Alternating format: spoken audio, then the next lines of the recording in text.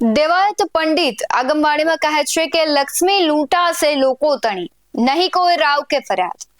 જે આજે સત્ય પડી રહી છે, લક્ષ્મી અર્થાત સંપત્તિ અને સ્ત્રી બંને લૂંટાશે લોકો તણી, પણ તેની કોઈ રાવ કે ફરિયાદ નહીં થાય। અત્યારે આપણે જોઈએ છીએ કે આપણી આજુબાજુ કંઈક એવી જ ઘટના અને એવો જ માહોલ સર્જાયેલો છે। નાની દીકરીઓ પર વિકૃત માનસિકતા વાળા નરાધમો સૃષ્ટિ વિરુદ્ધનું કૃત્ય કરે છે। આ ઘટનાઓ માત્ર નાની દીકરીઓ સાથે જ નહીં પણ સગીરાઓ સાથે પણ, વિરુદ્ધ મહિલાઓ સાથે પણ એવા કૃત્ય થાય છે અને તેને કોઈ ઉંમર સાથે એ નરાધમોને લેવા દેવા નથી હોતા। તેને તો બસ પોતાની ભૂખ સંતોષવી છે અને આ કિસ્સાઓનો અંત અહીંયા નથી આવતો। ઘણી વખત મોતને ઘાટ ઉતારી દેવામાં આવે છે અથવા તો તેને ગર્ભવતી બનાવી જિંદગીભરની સજા આપવામાં આવે છે। નમસ્કાર, આપની સાથે હું ભગવતી વિશાવડિયા।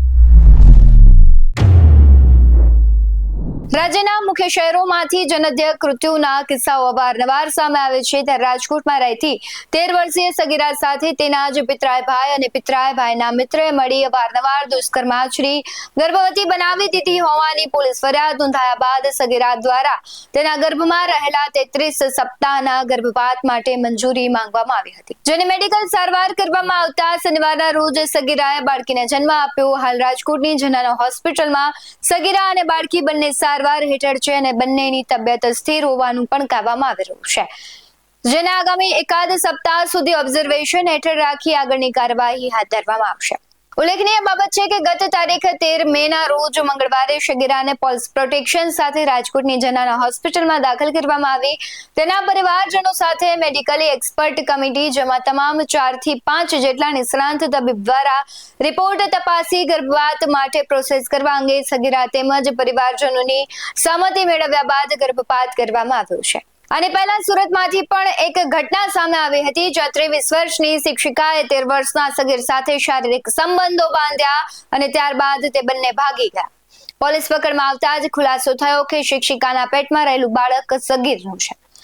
કોર્ટની મંજૂરી મેળવ્યા બાદ ગર્ભપાત કરાવ્યો, એટલે આવી ઘટનાઓ દિવસે ને દિવસે માજા મૂકી રહી છે અને સવાલ કરે છે કે સંસ્કારોને, આપણી સંસ્કૃતિઓ પર અનેક સવાલ થાય છે। જ્યારથી લોકો મર્યાદા બહાર જીવવા લાગ્યા છે, ત્યારથી આવી સમસ્યાઓ વધતી ગઈ છે। સુરતની વાત કરીએ તો સુરતમાં ભાજપના વોટનો મહામંત્રી છે તે આદિત્ય ઉપાધ્યાય 23 વર્ષીય યુવતીને માદક પીણું પીવડાવી અર્ધબેભાન હાલતમાં કારમાં જહાંગીરપુરાની એક હોટલમાં લઈ ગયો અને પહેલેથી આદિત્યનો મિત્ર ગૌરવસિંહ રાજપૂત હાજર હતો, ત્યારે બાદમાં જ બંને યુવતી પર વારાફરતી દુષ્કર્મ આચર્યું। બાનમાં આવ્યા બાદ યુવતીએ તરત પોલીસનો સંપર્ક કર્યો અને ફરિયાદ નોંધાવી। પોલીસે બંને સામે ગુનો દાખલ કરી ધરપકડ કરી છે। ત્યારે ઘટનાની જાણ થતાં જ ભારતીય જનતા પાર્ટી દ્વારા આરોપી આદિત્ય ઉપાધ્યાયને વોર્ડના મહામંત્રી પદેથી તાત્કાલિક સસ્પેન્ડ કરી દેવામાં આવ્યું છે। સમગ્ર ઘટના અંગે પોલીસ શું કહી રહી છે તેના પર નજર કરીએ। ગઈકાલે રાત્રે જહાંગીરપુરા પોલીસ સ્ટેશનમાં એક બળાત્કાર સંબંધી રજૂઆત મળેલ, જે અનુસંધાને ગુનો દાખલ કરવામાં આવેલો છે, જેમાં આરોપી તરીકે ભોગ બનનાર દ્વારા 2 આરોપી હોવાનું જણાતા એ મુજબ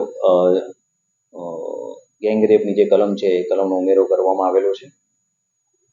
સદર બનાવમાં વિગત એવી છે કે જે આ ભોગ બનનાર છે એના 2 પરિચિત મિત્રો છે અને એની સાથે એ ફરવા ગયેલી હતી અને ત્યાં એના કહેવા મુજબ એને નશાકારક પીણું આપી અને ભાનમાં નથી એ દરમિયાન એનો હોટલમાં સાથે લઈ જઈ અને વારાફરતી એના પર બળાત્કાર કરેલો છે એવી રજૂઆત મળેલી છે।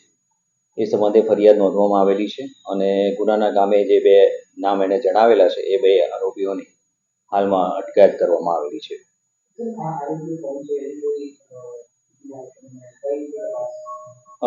એમણે જે નામ આપેલા છે એમાં એક આદિત્ય નામ આપેલું છે અને બીજું એક ગૌરવ નામ આપેલું છે અને ફરિયાદીના જણાવ્યા મુજબ એની જે જ્યાં રહે છે એની આજુબાજુ જે એના રહેનારા એટલે પરિચિત વ્યક્તિઓ જ છે એવું એના જણાવ્યું છે।